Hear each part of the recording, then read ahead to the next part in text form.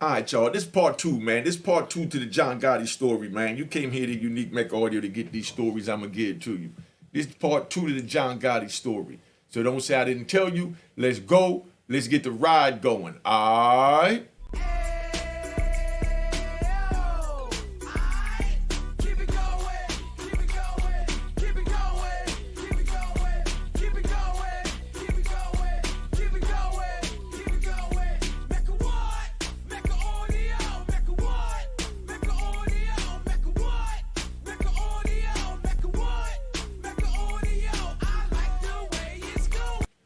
All right, Unique Mecca Audio, man. This part two to the John Gotti story, man.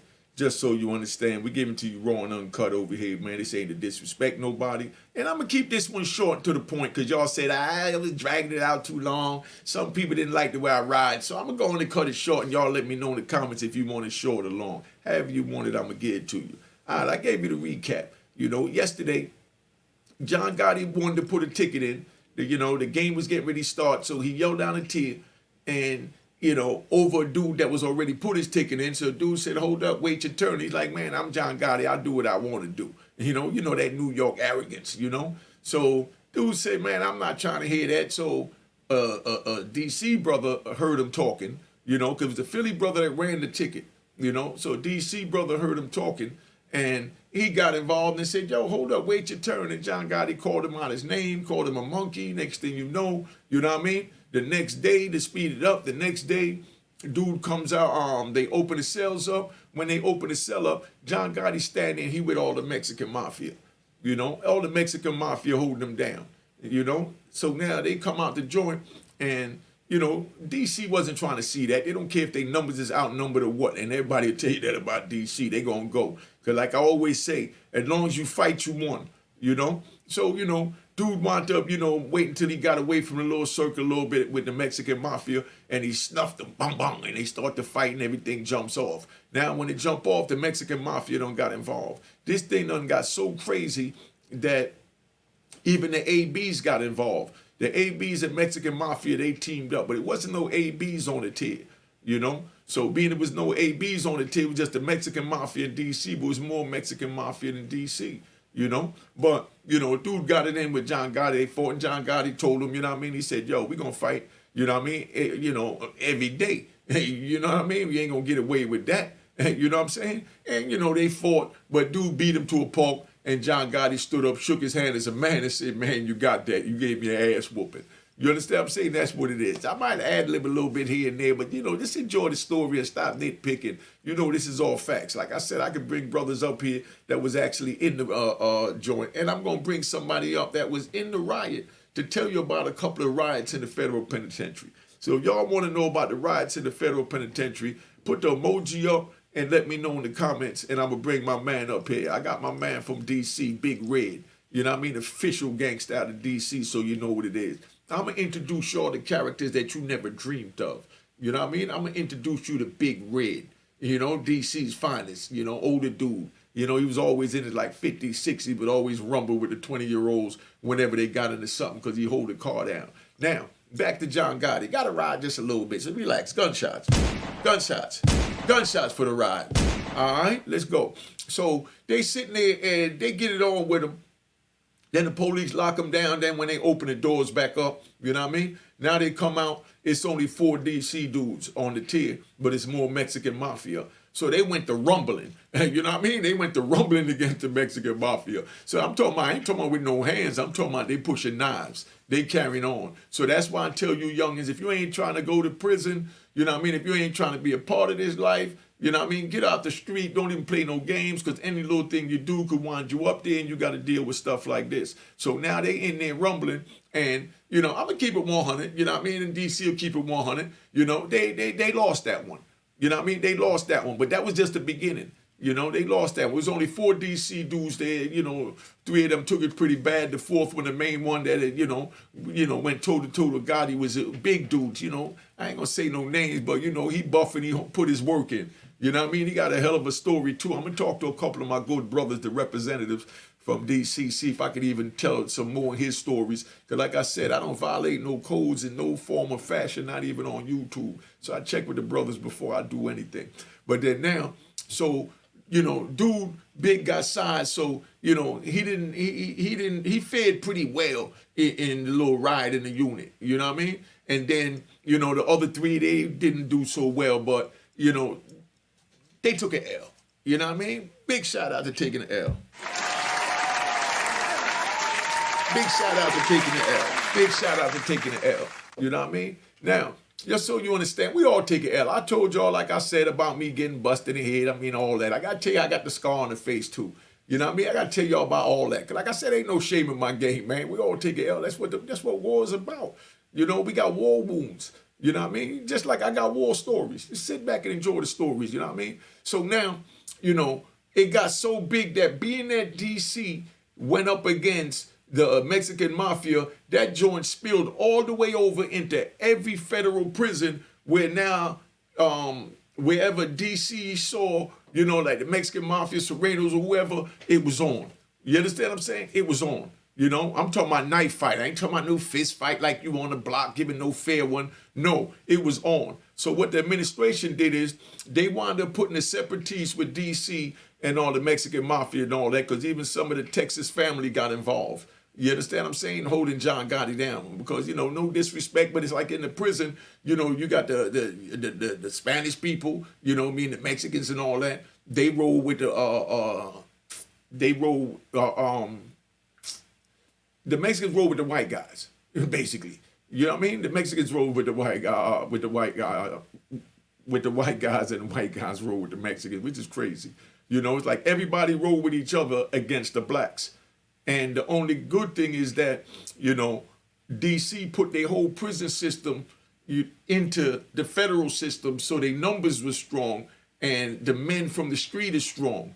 So that's what really shaped it and pushed the blacks forward to stand up to a lot of this, racism, because when you go on the West Coast, it's all Mexicans and Native Americans and, islanders. But when you come on the East Coast, listen, when I first got locked up in Allenwood, it was only one Native American, but we just called them Indians, keeping it 100. So no disrespect. I'm just using the terminology that we use. It was only one Indian on the joint. You understand what I'm saying? And I'm not even going to front. I'm not even going to say his name, though. But he took a vicious L over there in Allenwood. We in Allenwood, and we in the day room, and dude walked out the day room, and the Indian came in and changed the channel because it was like early morning, like 6 o'clock before breakfast, but they didn't know that this TV hog was in there. But he just walked out for a minute to go get his cup and spoon to take to the kitchen. By the time he come back in, the Indian watching something, so he goes and he changes it, and the Indian changes it back, and he punched the Indian in the face, and they get to fighting.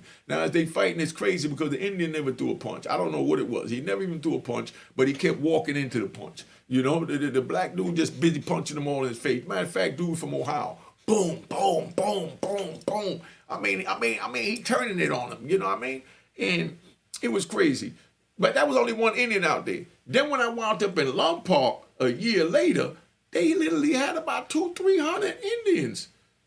Native Americans. I don't want you to think I'm, being derogatory, but they had about 200-300 Native Americans out there. When I was on the East Coast, it was only one. And like I said, he got beat up and used his face as a shield and just walked into the punch and took it. You know what I mean? He ain't turning around, he ain't running, he ain't do nothing. He stood there and took his ass whooping until the police came in there and broke it up. But now, back to this, riot with the Mexican Mafia in D.C. It spilled over so big. You understand? So y'all understand. It spilled over so big that every prison, they had to separate the D.C. blacks from the Mexican Mafia and, the Serranos and all that, because they go up on them. You know what I mean? This happened a number of different times. I'm going to tell you a few different stories. You know what I mean? But it wasn't nothing nice, man. It wasn't nothing nice. They go hard, family. Just letting you know. So every jail you went in, this is what go on. I was in ADX. When I'm in ADX, right, I'm already locked in the cell. There's only 14 of us in the tier. They only put 10 men on the tier, So they keep 4 cells. They keep 4 joints open, 4 cells open. Cells open at all time, all the way in the back in case emergency happen in another prison. They got to lock another, what they call me, super aggressive. You know what I mean? That's what they labeled me, super. Yo, it's so funny, these labels they give us, man. They labeled me super aggressive. So they kept 4 cells open for the super aggressive people that's in the regular USP in case something happened. They got somewhere to throw them real quick because they always make room and anticipate. They pay chess with things. So now, you know, we in ADX and we already locked in a cell 23 hours a day. And they tell us that we on lockdown. Now we don't get our hour a day because it's going down, you know? Just like I might even tell y'all about the one, I'm gonna bring a Serene up here. I might even tell y'all about the one when the when the California MA and Texas MA went at it and they had to, you know, put separatists on them and lock the whole jail down and all that. You know what I mean? Big rest in peace to Champ. Mecca what? Mecca audio. Gunshots for Champ. Gunshots for Champ. Gunshots for Champ. You know what I mean? But a round of applause is definitely in order. You know? You know, they're definitely in order. Now, you YouTube haters, y'all can go ahead and hate on this statement right here. Big shout out to Champ because Champ is the one that started the California MA. You know what I mean? You ask the brothers out in California, so you know my knowledge is real. You know, I lived it. Me and Champ was in the ADX together, and you know, he told me about it, you know, what it was like growing up. You know, we used to just kick it. You understand what I'm saying? I mean, you know, everybody in there because we all got along. You know, just like we was in there with, you know, Barry Mills, you know, you know, we didn't have to like each other, but we respected each other. You know what I mean? But, you know, Champ was a good older dude, man. When I met him, he had to be in his 60s when I met him, you know, back in the 90s. But, you know, rest in peace to Champ. But that's how that go. But it was a big separation between everybody. You know, big separation between everybody. And to show you how dirty they play, right? To show you how dirty they play in Marion. Because like I said, they had a fight in there where you had 4 DC dudes fighting about 10, you know, Mexican Mafia. And the Mexican Mafia, they took the one on, you know, they won that. Big gunshots. You know what I mean? They won that. You know, got to give them their props. You know what I mean? We got to keep it where it's at. But it definitely got back now. It definitely got back. So now they got old cruddy captain in there. You know what I mean? So what the captain do is, the captain put, you got a tier in Marion. Y'all was in Marion, y'all know. They had a tier in Marion I block. I block is where they had, you know, all the DC dudes. You know, so they had one cell open up there in I block. And now, don't forget, the Mexican Mafia and the Aryan Brotherhood, they roll with John Gotti to hold him down. John Gotti even tried to put a hit out on the dude that knocked him out and tried to get the ABs involved, you know, to put a hit on the dude. He didn't knock him out. Let me correct that for y'all say that whooped him. You know what I mean? He ain't knock him out because John Gotti fought. You know what I mean? And the crazy part is while they was fighting, John Gotti was still calling them, yeah, nigga. You know what I mean? Yeah, come on, we gonna do this, nigga. You know, John Gotti, y'all. And that's why we all respected him. And y'all in YouTube world talk about you don't respect him. The reason why I respect John Gotti is it ain't so much respecting John Gotti. Let me get that right. It ain't about respecting John Gotti. I respect the fact that John Gotti thumbed his nose at the government and he fought the government and he fought for what he stood for. That's what I respect John Gotti for. If you can't respect a man for standing up on his 2 feet, you ain't got to like him. You ain't got to agree with him and his views. You understand what I'm saying? But you got to respect, you know, a man that's on man time. You got to respect a man that's on man time, you know, and that's what it is. But, you know, they wind up putting a white dude from Arizona, you know, AB, up there in our block, where they know they got all DC dudes. You know what I mean? This is what the captain did. He already know what's going to happen. So as soon as they opened the door for their little 1-hour record day, they came out, they beat blood from this dude. They stomped him out. They took TVs, because we had little 13-inch TVs in the cell, black and white TV with the USB knob and the knobs on the side. Big shout out to the old TV. Big shout out to the old TV. Big shout out. Now, calm down, y'all. Calm down. Now, I know y'all saying, oh, man, them little black and white TVs with the knobs on it. Yo, when you in the cell looking at 4 walls, man, that joint is like a big, you know, plasma TV on the wall in 2023, you know? But, you know, it was a blessing. But they took the TV, smashed it all in his head. You know, they tore him up. But they had to keep the DC and Mexican Mafia separated in every prison in America.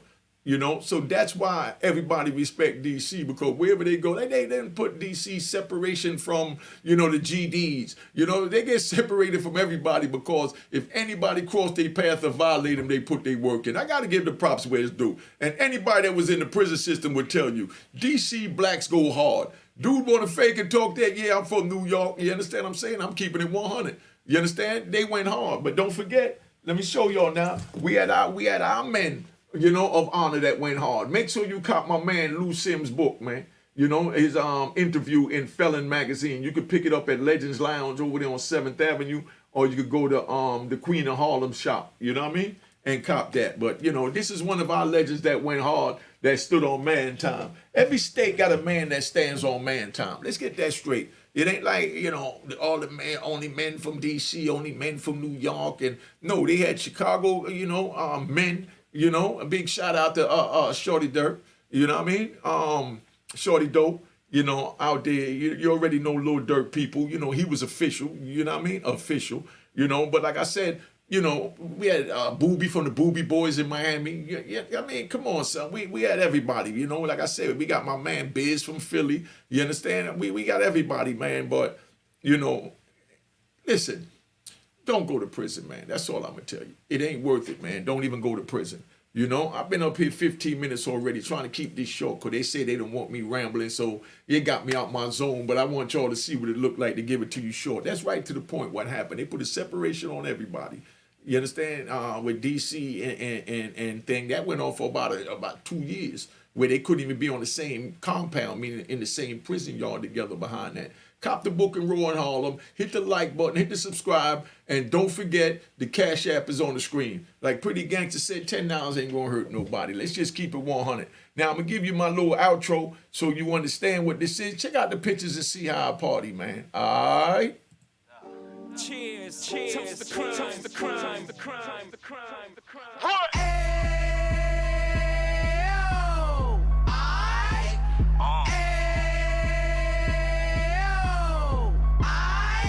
Mecca what?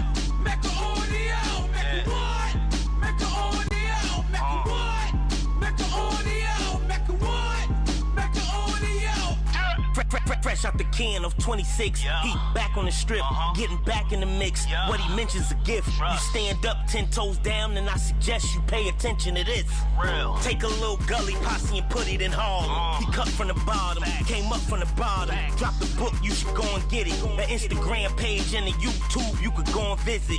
Then you could consider yourself LinkedIn. Sit front row and get Jews from a kingpin. How he went through it, so you ain't gotta go do it. To not pay attention would be stupid. Talking about a man that probably put your grandfather on. Probably the reason that him and your grams got along. A man that generated millions on the block, did his time, never squilling to the cops, Mecca audio.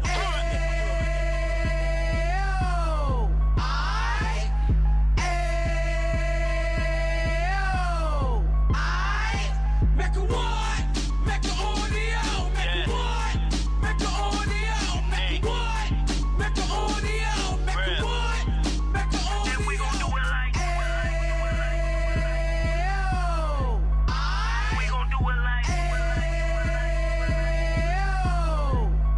We keep it moving like. We gotta do it like.